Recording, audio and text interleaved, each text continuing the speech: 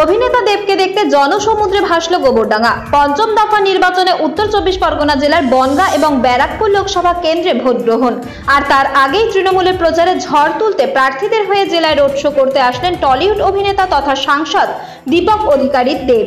এদিন গোবরডাঙ্গা এলাকায় বনগাঁ লোকসভা কেন্দ্রের প্রার্থী বিশ্বজিৎ দাসের হয়ে রোড শো করেন বাংলার এই সুপারস্টার।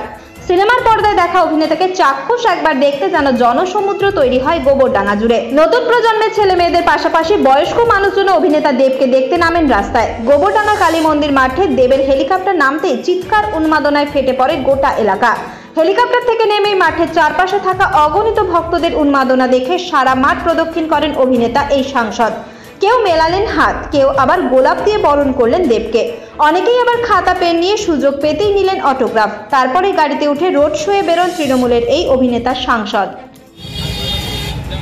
জনজোয়ার তো দেখতে পেলেন, অত্যন্ত 50,000 মানুষ আজ গোবরডাঙ্গা রাস্তায় উঠেছিলেন।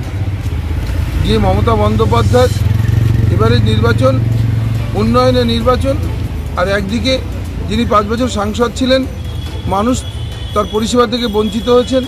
জনসংযোগ বিচ্ছিন্ন একজন মানুষ ভাওতা দিয়েছেন।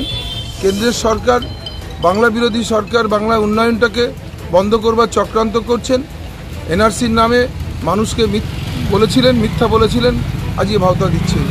মানুষ স্বতঃস্ফূর্তভাবে মমতা বন্দ্যোপাধ্যায়কে ভোট দেওয়ার জন্য প্রস্তুত, এবং তারই ফলপ্রসূ আজকে অত্যন্ত 50,000-এর উপরে মানুষ আজকে গোবরডাঙ্গা শহরে উঠেছিলেন এই মিছিল দেখতে। এই মিছিলে যে দেব হাঁটলেন, ও আমাদের সাংসদ এসেছে এখানে মানুষকে শুভেচ্ছা বিনিময় করবার জন্যে।